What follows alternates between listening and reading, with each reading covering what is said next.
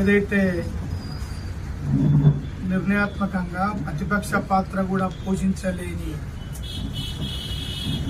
మాజీ ఎమ్మెల్యే కిషన్ రెడ్డి గారు ఇంతకుముందు మా మిత్రులు చెప్పినట్టుగా సుమారు 17 నెలలు ఎలక్షన్లు అయి కాంగ్రెస్ అధికారంలోకి వచ్చి ఇప్పటి వరకు ఏ ఒక్కనాడు కూడా ప్రజల గురించి మాట్లాడలేని వ్యక్తి ఈరోజు ఏదో మాట్లాడాలి కనుక మాట్లాడుతూ డబుల్ బెడ్రూమ్ల దగ్గరికి వెళ్ళి ప్రజలతో వాళ్ళతో ఏదో రెచ్చగొట్టే మాటలు మాట్లాడుతూ ఈరోజు చూసినాం మనం అందరం. శతకోటి లింగాల్లో నువ్వు ఒక బోడిలింగానివి, 40,000 ఓట్లతోటి నిన్ను సాగనంపిరు ఇబ్రాహీంపట్నం కించి.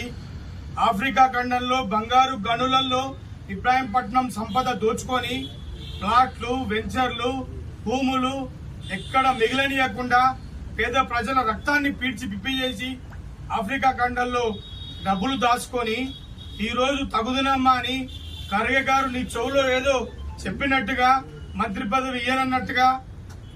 ఇది కాంగ్రెస్ పార్టీ అంతర్గత ప్రజాస్వామ్యం.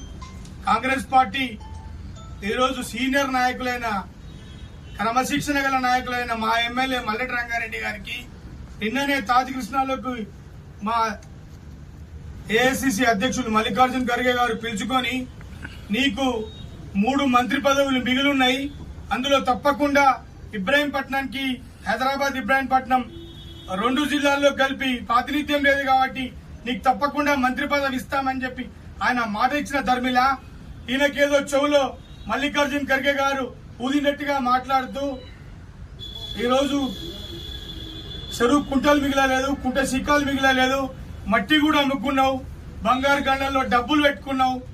ఈరోజు ఎన్నో సంక్షేమ కార్యక్రమాల్లో ప్రభుత్వం తలమునకలై ఉండి ప్రజల్లో సేవ చేస్తూ తీరిక లేకుండా ఉన్న మా ఎమ్మెల్యే మల్లెటి రంగారెడ్డి గారి మీద అవాకులు చెవాకులు పేలుతూ ఇది సమంజసమా? రంగారెడ్డి కిషన్ రెడ్డి గారు మల్లెటి రంగారెడ్డి గారి మీద మాట్లాడడం అని చెప్పి నేను అడుగుతా ఉన్నా.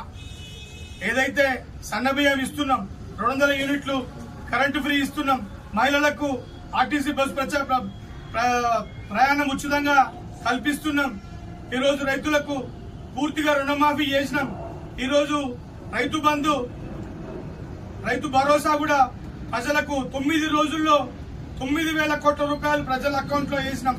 ఇవన్నీ కూడా కళ్ళకు కనబడతలేవా నీకు అని చెప్పి కిషన్ రెడ్డిని అడుగుతూ, ఇప్పటికైనా నువ్వు ఏదైనా ప్రధాన ప్రతిపక్ష పాత్ర పోషించేది ఉంటే నిర్ణయాత్మకంగా మంచి సలహాలు ఇస్తూ రంగారెడ్డి గారికి ఈ ప్రభుత్వాన్ని సజావుగా నడిపించే ఆలోచన చేయమని చెప్తూ, ఇలాంటి అవాకులు చెవాకులు పేలితే ఇప్పుడు 15 నెలల తర్వాత నువ్వు బయటకు వచ్చి ఏదో మాట్లాడాలి కనుక మాట్లాడుతున్నావు.